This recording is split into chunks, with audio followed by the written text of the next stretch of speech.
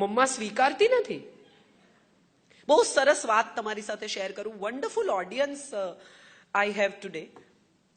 કેટલા રાઈટ જગ્યાએ લોકો હશે ને રાઈટ જગ્યાએ ગંભીર થાય ને ત્યારે તમને સમજાય કે તમારી વાત કરેક્ટ જગ્યાએ પહોંચે છે.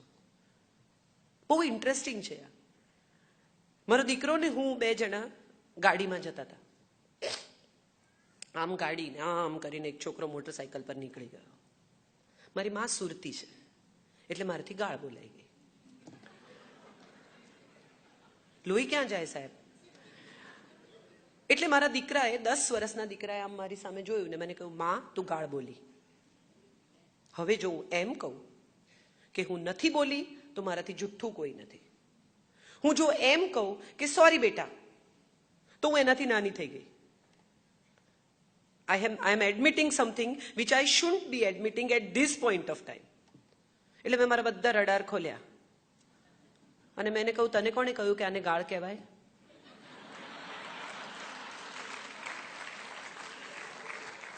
આ મા બાપ છે. This is what you are supposed to do. This is what you are supposed to actually make for your children. એકવાર મારા દીકરાએ મને કહ્યું કે બાબા એટલે એના ફાધર આટલો બધો ગુસ્સો કરે છે, તને ગુસ્સો નથી આવતો?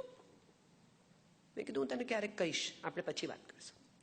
પછી અમે ગાડીમાં જતા હતા. આવી જ રીતે હું એને ક્લાસમાં મૂકવા જતી હતી અને એની જ ઉંમરનું બાળક ભીખ માંગવા આવ્યું. એટલે મેં એને કહ્યું કે ઉતારું તને સિગ્નલ પર, યુ વિલ રિયલી એન્જોય.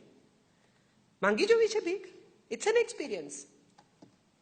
એટલે એણે મારી સામે એકદમ આમ કંઈક વિયર્ડ રીતે કે મારી માં ગાંડી છે કે એને બુદ્ધિ નથી કે શું પ્રોબ્લેમ છે, એણે મારી સામે જોયું ને પછી મને કહ્યું કે એવું થોડી હોય કે ખરાબ વસ્તુ જોઈને થોડી આપણને મન થાય કરવાનું. મેં કહ્યું કરેક્ટ. એટલે જ મને ગુસ્સો કરનારા માણસને જોઈને ગુસ્સો નથી આવતો. બહુ ઇન્ટરેસ્ટિંગ છે parenting. Parenting is like learning something every day. It's not about teaching something, it's also about learning something. એક 2.5 કિલોનો રમકડું તમારા હાથમાં આવે ને ત્યારે એક પુરુષ પિતા થઈ જાય. સડનલી તમને રિયલાઇઝ થાય કે કેટલી બધી જવાબદારી 2.5 કિલોના રમકડામાં છે. હવે એક આખી જિંદગી તમારા હાથમાં છે. તમે જુઓ કેવા કેવા પપ્પાઓ મેં જોયા છે કે કોઈ દિવસ પિક્ચરની ટિકિટની લાઈનમાં ઊભા ના રહે, નાટકની ટિકિટની લાઈનમાં ઊભા ના રહે, રેસ્ટોરાંમાં વેઇટિંગ હોય તો કે અહીંથી ચલો હું કઈ લાઈનમાં ઊભો રહીને ખાઉં નહીં, પણ એડમિશન લેવાનું હોય ને તો રાતથી લાઈનમાં ઊભા રહે. કેટલી સરસ વાત છે. કેવા કેવા પપ્પા આપણે ઓળખીએ છીએ કે અમસ્તા ગાડીમાંથી પગ નીચે ના મૂકે, પાન પણ આમ કાચ ઉતારીને આમ કરીને પાન મંગાવે અને બચ્ચું સાયકલ શીખતું હોય ને તો એની પાછળ દોડે. This is what fatherhood is all about. This is what is such a nice thing that happens to all of us. But what we do is we give them things and no thoughts. કેટલી બધી વસ્તુઓ આપી દઈએ છીએ આપણે એમને. છાંયડો એટલો બધો કે જ્યારે તડકામાં નીકળે ત્યારે એને ગભરામણ થઈ જાય કે આ તો મેં જોયો જ નથી, આ તો મેં અનુભવ્યું જ નથી. ના તો પાડતા જ નથી. આપણને એવો ભય છે કે ના પાડીશું ને તો આપણા છોકરા આપણાથી દૂર થઈ જશે. સિબ્લિંગ્સ, ફ્રેન્ડ્સ બધા એના પર પ્રેશર કરે છે. અમે તથાગત માટે, મારા દીકરા માટે દર વર્ષે એક બજેટ બનાવ્યું છે. બનાવતા હતા, હવે તો બહુ મોટો થઈ ગયો, કે આ તારું બજેટ આખા વર્ષનું. હવે એમાં તું રમકડા ખરીદ, ચોપડા ખરીદ, ઉડાડ, આઈસ્ક્રીમ ખા, કચરાના ડબ્બામાં નાખ, યુ ડિસાઇડ.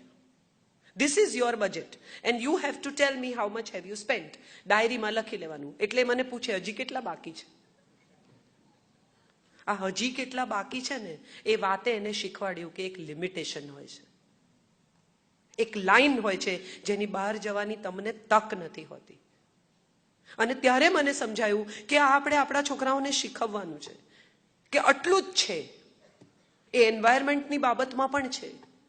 આટલું જ પાણી છે, આટલી જ પૃથ્વી છે, આટલી જ હવા છે, આટલું જ આકાશ છે. જેમ વધારે વાપરી નાખીશું, જેમ વધારે ખર્ચી નાખીશું, જેમ વધારે પૂરું કરી નાખીશું, આટલું જ પેટ્રોલ છે. જેટલું છે એ સમજાવો એને. ગાડી પર ડ્રાઈવ કરવા જવું એ હવે આપણને પોસાય એવી પ્રવૃત્તિ જ નથી રહી. વી ફોરગોટન ધેટ. ડ્રાઈવ પર જાય લોકો, જસ્ટ પેટ્રોલ વપરાઈ જશે તો શું કરીશું એવું વિચાર્યું. આ પોલ્યુશનમાં કેટલો ઉમેરો કરીએ છીએ એવું વિચાર્યું. આ બહુ ઇમ્પોર્ટન્ટ સવાલો છે જે આપણે આપણા બાળકોને શીખવવાના ભૂલી ગયા છે. અને સાહેબ, મજાની વાત જુઓ કે આપણા ઘરમાં કેરી આવે, આપણે કોઈ દિવસ આપણા બાળકને એમ કહ્યું છે કે બેટા એમાંથી 4 કેરી વોચમેનને આપ? આપણે કોઈ દિવસ એમ કહ્યું છે કે જે રમકડા તું ન રમતો હોય કે ન રમતી હોય બધા ભેગા કર, આપણે આપવા જઈશું? એના હાથે અપાવો, ધેટ્સ ગિવિંગ. આપણે શું કરીએ છીએ? બધું ભેગું કરીને ડબ્બામાં નાખી આવીએ છીએ. એને ખબર નથી કે એના કયા રમકડા ગયા. એને કહો કે તું શું નથી રમતો. બહુ સુંદર વાત જૈનત્વમાં શીખવે છે, મને બહુ ગમે છે આ વાત. અને હું માનું છું ગાંધીજીએ આ સિદ્ધાંત શ્રીમદ રાજચંદ્ર પાસેથી લીધો કે ટ્રસ્ટીશિપ બહુ ઇમ્પોર્ટન્ટ છે. બધું તમારું જ છે અને છતાં એનો સાચો ઉપયોગ, સદુપયોગ શું હોઈ શકે એ વિશે આપણે કદી નથી શીખવ્યું. મારી પાસે જે છે એ મારું જ છે અને છતાં એને ક્યાંક સારી રીતે વાપરી શકાય એ હું માનું છું શીખવાનો હવે સમય શરૂ થઈ ગયો છે. બહુ બહુ અગત્યનું છે કે આપણે જે દુનિયામાં જીવીએ છીએ ને એ દુનિયાને વધુ જીવવા લાયક બનાવીએ. આપણે બધા પૈસા ખર્ચીને આવા મોટિવેશનલ લેક્ચર સાંભળવા જઈએ છીએ, પણ તમે મને સાચે હૃદય પર હાથ મૂકીને કહો કે એવું મેં શું કહ્યું છે તમને ખબર નથી? બહુ ઓનેસ્ટલી આ સવાલ હું તમને પૂછું છું કે મેં તમને એવી કઈ વાત કહી કે જે વિશે તમે જાણતા નથી? આ બધું તમે જાણો છો. અગત્યનું એ છે કે આનું ઇમ્પ્લિમેન્ટેશન આપણે કરતા નથી. આપણને બહુ મજા આવે કાજલોઝા વૈદને સાંભળવાની, પણ બહાર નીકળીને હજી ગાડી પાર્કિંગમાંથી કાઢતા હોઈએ ને ત્યાં ઝઘડો થઈ જાય. શા માટે? સુખી થવું બહુ સહેલું છે, દુઃખી થવું અઘરું છે. Trust me. તમારી આસપાસ એક એવો શાંતિનો ઓરા ઊભો કરો કે લોકો તમારી નજીક આવે, લોકોને તમારી પાસે આવવું ગમે, તમારી સાથે વાત કરવી ગમે. અને આ શાંતિનો ઓરા એક જ રીતે ઊભો થઈ શકે એમ છે, તમે તમારી જાત સાથે પ્રેમ કરવા માંડો. આપણે આપણી જાતને પ્રેમ નથી કરતા, જગતની દરેક વસ્તુને પ્રેમ કરીએ છીએ. મને છોડી દેશે તો, પણ તને શું કામ છોડી દે બેન? કેટલા લગ્નો ઇન્સિક્યોરિટીને લીધે તૂટ્યા છે. આપણા સંબંધો ધારણા પર બંધાય, ધારણા પર તૂટી જાય.